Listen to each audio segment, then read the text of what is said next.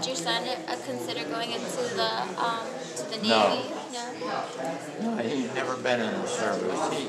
He's been living in Tokyo for 21 years. He owns a business there.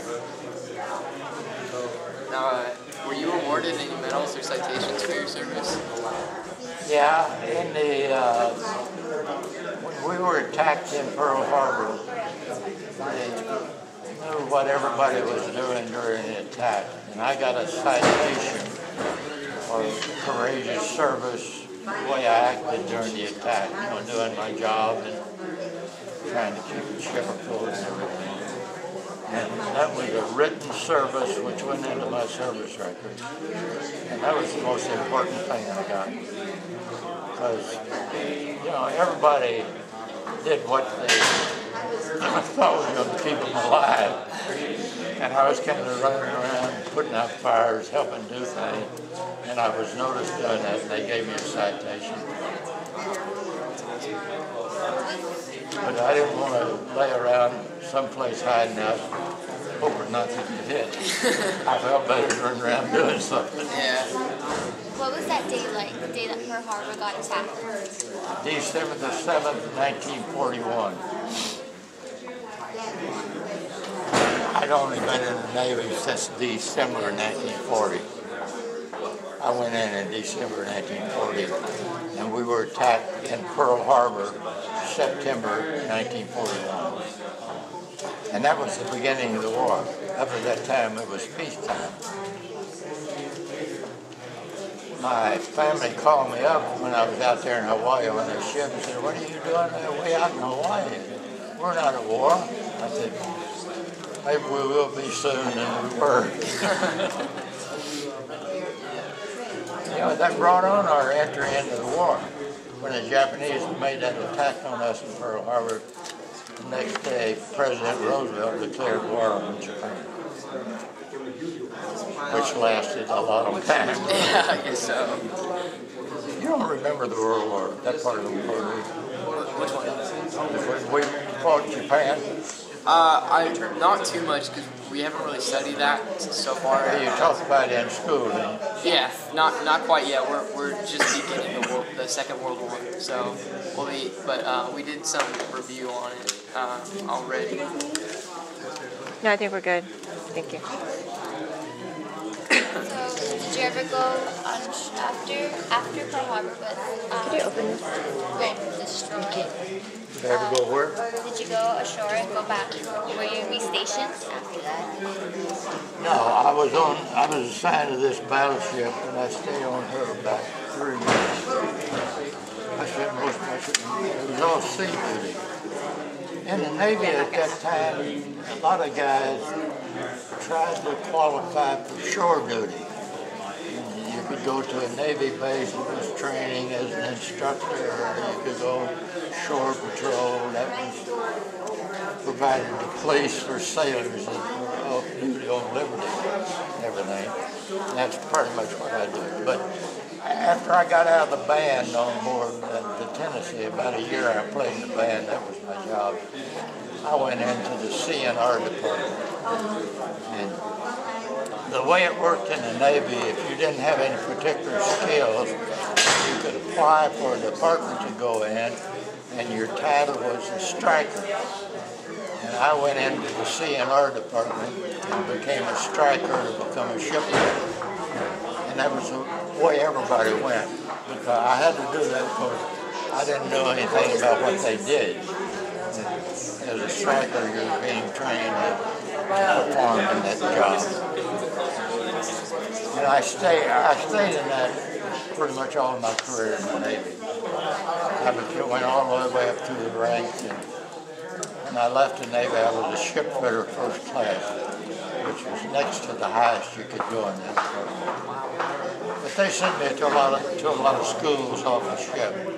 I went to Oklahoma City one time, went to welding school, and I became a welder. I went back to my ship as a welder and everything.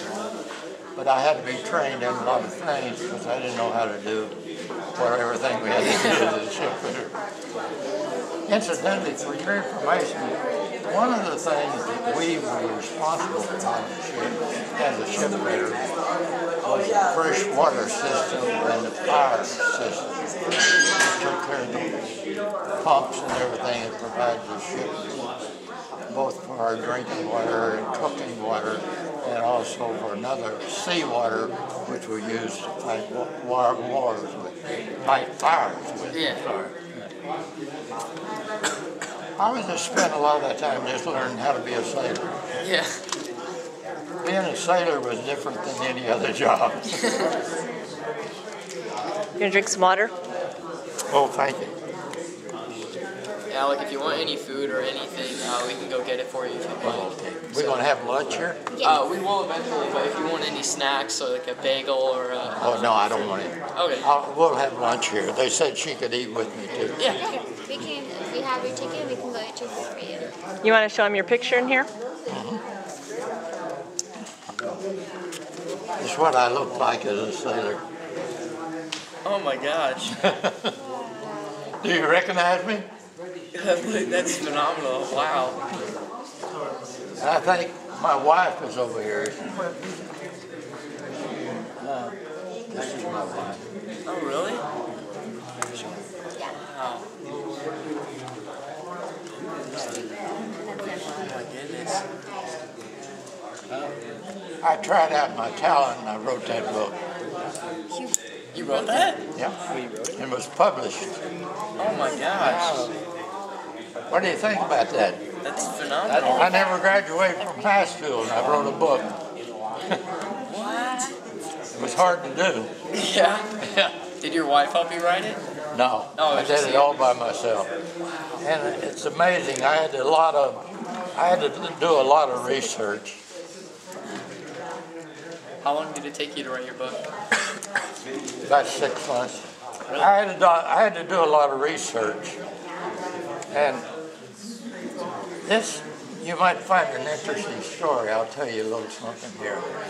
This guy's name was Zenji Abe, A-B-E, which is a very common name among Japanese, almost like Smith in the United States. And he was a pilot on a bomber, and he attacked my ship in Pearl Harbor. And later on, maybe a year later, I saw aboard the ship they were taking a group photograph, and it was Japanese pilots that attacked my ship. And I went up and started talking to him, and I found out that he had attacked my ship. So after he left, I called a newspaper in Tokyo, and I talked to a reporter there, and I said, I'd like to meet this guy, and I told her I was on board the Tennessee when he attacked the ship and bombed it. And she got all excited, and she brought me out to Japan and sent me down to meet him. And we became very good friends. And I spent a lot of time with him. And You went to Japan several times to talk to him. yeah, I did. I went over and met his family and spent a lot of time with him. And he come over and met my family.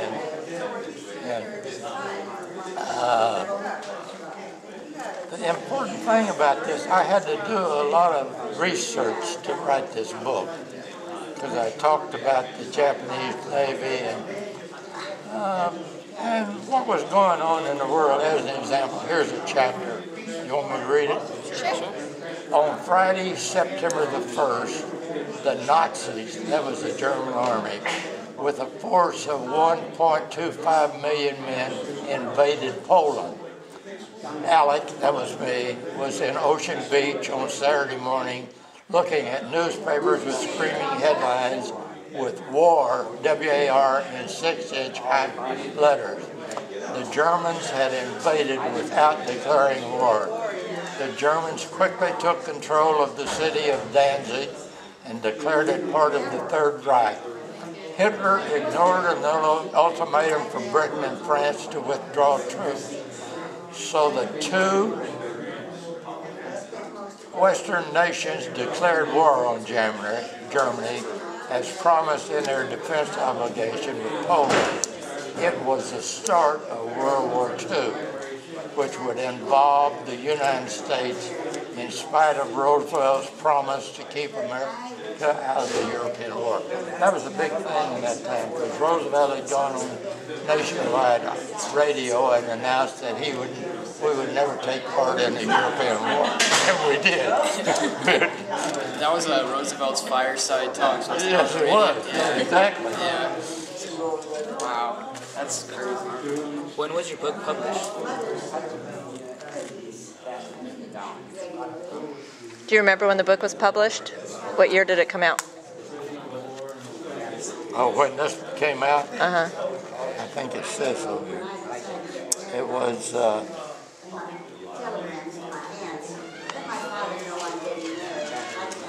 is this interesting?